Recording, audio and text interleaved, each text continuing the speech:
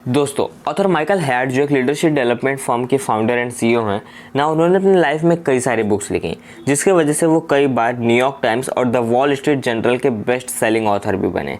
जिनमें से एक बुक जो काफ़ी फेमस हुई उसका नाम है योर बेस्ट ईयर एवर। जो माइकल है ना, वो लीडरशिप कंसल्टेंट और ट्रेनिंग करते हैं जिसके वजह से उन्हें बहुत ज़्यादा एक्सपीरियंस है और अलग अलग कंपनी के साथ काम करके उन्हें बहुत सारी बातें सीखी। और उन बहुत सारी बातों में से जो बेस्ट बातें हैं, जो बेस्ट लर्निंग है उनकी, उसे मिलाकर माइकल ने एक बुक लिखी।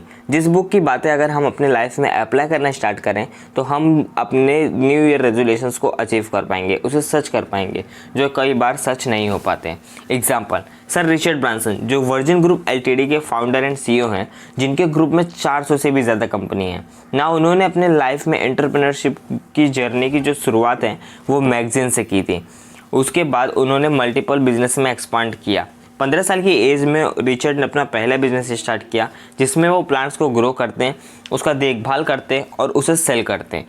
देन 16 साल की एज में उन्होंने अपने स्कूल से ड्रॉप आउट लिया और स्कूल से ड्रॉप आउट लेने के बाद उन्होंने अपने मैगज़ीन के ऊपर काम करना शुरू किया जो कि बहुत फेमस हुई। और वो जो मैगज़ीन थी उसका नाम था द स्टूडेंट, जो कि स्टूडेंट को टारगेट करती थी, जिसकी के वजह से वो कंपनियां जो स्टूडेंट सेक्टर में अपना नाम बनाना चाहती थी वो रिचर्ड को अप्रोच करने लगी, जिससे आप कह सकते हो कि रिचर्ड का सबसे पहला सक्सेसफुल बिजनेस भी था। उसके बाद सर रिचर्ड ब्रांसन अपने बिजनेस को एक्सपांड करने लगे अलग अलग सेक्टर में, जैसे Airways, banking, space, health sector, smartphone, retail, travel. उन्होंने अपने म्यूज़िक रिकॉर्ड लेबल कंपनी की शुरुआत की जिसका नाम था वर्जिन म्यूज़िक, और उसके बाद उन्होंने 1984 में वर्जिन एटलांटिक एयरवेज की शुरुआत की और फिर ईयर 1999 में वर्जिन मोबाइल की शुरुआत की। और बस यही नहीं, डिसलेक्सिया होने के बावजूद भी उनकी जो अचीवमेंट की जो लिस्ट है वो बहुत ज़्यादा बड़ी है। बट ऐसा क्यों? सर रिचर्ड ब्रांसन इतने सक्सेसफुल क्यों हुए? उनके सक्सेस के पीछे का जो नंबर 1 रीज़न है वो क्या है? कि वो एक स्मार्ट बिजनेसमैन थे, वो एक स्मार्ट इंसान थे? नहीं, बल्कि उनके सक्सेसफुल होने के पीछे का जो नंबर 1 रीज़न है, उनके सक्सेस, उनकी अचीवमेंट इतनी बड़ी होने की जो रीज़न है वो ये है कि वो एक ग्रेट स्टार्टर थे। उन्हें चीज़ों को स्टार्ट करने आता था, जिसकी की वजह से वो बहुत सारे बिजनेस को शुरुआत किए, बहुत सारे आइडियाज़ लेकर आए और उसके ऊपर एग्जीक्यूट, उसे अप्लाई करना शुरू किया। और आज वो 400 से भी ज़्यादा कंपनियों को बहुत ही अच्छी तरीके से आगे लेके जा रहे हैं। इसीलिए वो एक ग्रेट स्टार्टर बने, जो कि कई लोग नहीं हो पाते, जिसके वजह से उनके पास आइडिया तो रहती है, उनके पास गोल्ड कॉइन तो रहते हैं, बट वो उसे कभी अप्लाई नहीं करते, इसलिए वो उतने सक्सेसफुल हैं ही नहीं। सिमिलरली ऐसे ही 4 टिप्स जो कि हम इस वीडियो में डिस्कस करेंगे, जिसे अप्लाई करने से हम लिटरली अपने न्यू ईयर रेजोल्यूशंस को पक्का ही अचीव कर पाएंगे। जिसमें से जो पहला टिप्स है वो यही है कि ग्रेट स्टार्टर बने। आपके जो भी आइडियाज़ आपके दिमाग में आते हैं उसे अप्लाई करना सीखो, उसको कैसे अपने लाइफ में एग्जीक्यूट करोगे, एटलीस्ट शुरू करना हमें सीखना चाहिए। हमारे जो फर्स्ट स्टेप है उसे हमें लेना आना चाहिए। बट इस वीडियो में आगे बढ़ने से पहले, इस टिप्स को अप्लाई करने से पहले आपको इस वीडियो को अच्छे से समझना होगा। आई थिंक आप में से 50% लोग वीडियो को पूरा एंड तक देखेंगे, बट सिर्फ 10% लोग ही इस टिप्स को अच्छे से समझ पाएंगे। और उसमें से भी जो 1% लोग होंगे वही इस टिप्स को आगे चलकर अपने लाइफ में अप्लाई करेंगे, अपने गोल को अचीव करेंगे, अपने जो भी न्यू ईयर रेजोल्यूशन है उसे तोड़ पाएंगे, उसे अचीव कर पाएंगे। सच तो यही है कि सिर्फ 1% लोग ही सक्सेसफुल हो पाते हैं, बिकॉज 1% लोग ही रिचर्ड ब्रांसन की तरह चीज़ों को स्टार्ट करना जानते हैं। तो अगर आप भी अपने लाइफ में 1% की कैटेगरी में आना चाहते हो तो इस वीडियो को लास्ट तक ज़रूर चेकआउट करना। Tips number 2, analyse your life. Imagine करो कि एक इंसान है जो कि अपने कार से कहीं जा रहा होता है। अब वो जो अब जाते रहता है ना आगे, तो वो देखता है कि वहाँ पर 2 रूट है। वो उन दोनों में से कंफ्यूज हो जाता है कि उसको अब जाना कहाँ पर है और उसे पता नहीं चलता कि वो कहाँ पर है। तो वो अपने किसी भी रिलेटिव को कॉल करता है और उससे पूछता है कि मेरी जो डेस्टिनेटी है वो ये है और मुझे वहाँ पर जाना है, बट मैं कैसे जाऊँ, मुझे कुछ समझ में नहीं आ रहा है। तो वो जो रिलेटिव है वो उससे क्या पूछेगा, आप बताओ? वो यही पूछेगा कि तुम अभी कहाँ पर हो। बट अगर वो बोलेगा कि मुझे नहीं पता कि मैं अभी कहाँ पर हूँ, बट मुझे वहाँ पर जाना है, मुझे सजेस्ट करो कि मैं कैसे कैसे अपने नेक्स्ट स्टेप्स को आगे लूँ, तो क्या ये उसके लिए पॉसिबल हो पाएगा? जिसको भी उसने कॉल किया है ये बताना कि आप डायरेक्शन देना कि कैसे कैसे वो जाएगा, तो वो अपने जो भी उसकी डेस्टिनेटी है, जहाँ पर भी वो जाना चाहता है, उस चीज़ को अचीव कर पाएगा? नहीं। सिमिलरली हम अपने लाइफ में अगर हम अपनी करंट पोजीशंस को नहीं जानेंगे तो हम ये भी नहीं जान पाएंगे कि हमें आगे जाना कैसे है, हम उसके लिए स्टेप्स को डिसाइड नहीं कर पाएंगे। इसीलिए सबसे ज़रूरी है कि आप शांति से बैठें और अपने लाइफ को एनालाइज करें कि अभी आप कौन से पोजीशंस पर हैं, अभी आप कहाँ पर हैं।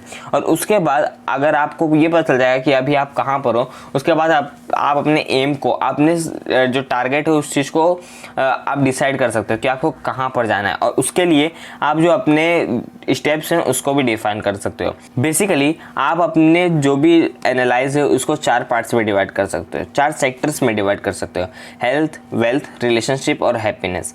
आपको इन चारों को 10 में से कुछ कुछ नंबर देने, कुछ कुछ रेटिंग देने कि आपका भी हेल्थ कैसा है, आपका हेल्थ अभी अच्छा नहीं है। क्यों अच्छा नहीं है? क्योंकि आपने अपने हेल्थ पर काम ही नहीं किया, आपने जंक फूड खाया इसलिए आपका हेल्थ अच्छा नहीं है। आपका वेल्थ भी लो है। क्यों लो है? क्योंकि आपने अभी हो सकता है इन्वेस्टिंग शुरू नहीं किए होगी या फिर उसके बारे में कुछ सीखे नहीं होंगे। रिलेशनशिप अच्छा नहीं है, तो आप उसके लिए डिसाइड कर सकते हो कि आप जब भी आप घर पे आओगे काम करके तो आप एटलीस्ट 1 घंटा आप अपने जो भी आपके रिलेशनशिप्स हैं उसको आप 1 आवर एटलीस्ट दोगे ही दोगे। उनके साथ खाना पीना खाओगे, उन्हें इंजॉय करवाओगे, एंटरटेन करवाओगे।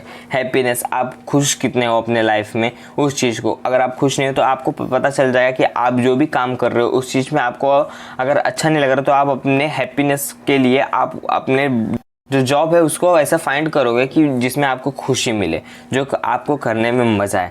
तो बेसिकली इन 4 सेक्टर्स में आप अपने जो भी करंट पोजीशन है उसको देख सकते हो कि आपका हेल्थ, वेल्थ, रिलेशनशिप और हैप्पीनेस एंड सक्सेस में भी आप देख सकते हो कि आप जो भी एम को अचीव करना चाहते हो उसमें से आप अभी कहाँ पर पहुँचे हो, और फिर अपने एम को लगा के आप अपने स्टेप्स को भी डिसाइड कर सकते हो। Point number 3, create a vision board.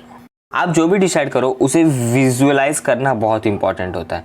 आपने सुना होगा सबकॉन्शियस माइंड के समरी में भी, बुक समरी में भी, कि आप जो भी चीज़ थॉट कर रहे हो उसको विजुअलाइज करना, ये आपके जो भी मैनिफेस्टेशंस होते हैं उस चीज़ में बहुत ही तगड़ा रिजल्ट डालता है। जो भी आप प्लान कर रहे हो उस चीज़ को आपको देखना है, उस चीज़ को आपको विजुअलाइज करना है। आपको ये देखना है कि जो आपका आइडियल सेल्फ है, जैसा आप आगे चल के बनना चाहते हो, वो क्या करता है, वो कैसा काम करता है, कैसे बिहेव करता है, क्या खाता है, क्या पीता है, उसकी डेली रूटीन कैसी है, ये चीज़ को आपको चेक करना है। और वैसा ही अभी से आपको बनना, वैसे ही डिसीजन आपको लेने अभी से शुरू करने होंगे, जिससे आपके ब्रेन को इजीली सिग्नल पहुंचेगा, इजीली वो समझ पाएगा कि आपको अपने लाइफ में करना क्या है, आप कैसे बनना चाहते हो, आप अपने आगे के फ्यूचर में आप कैसे दिखना चाहते हो, जिसकी वजह से आपके जो भी एक्शंस हैं, जो भी बिहेवियर है, वो आपके आइडियल सेल्फ के जैसी हो जाएगी। Tips number 4, to do list.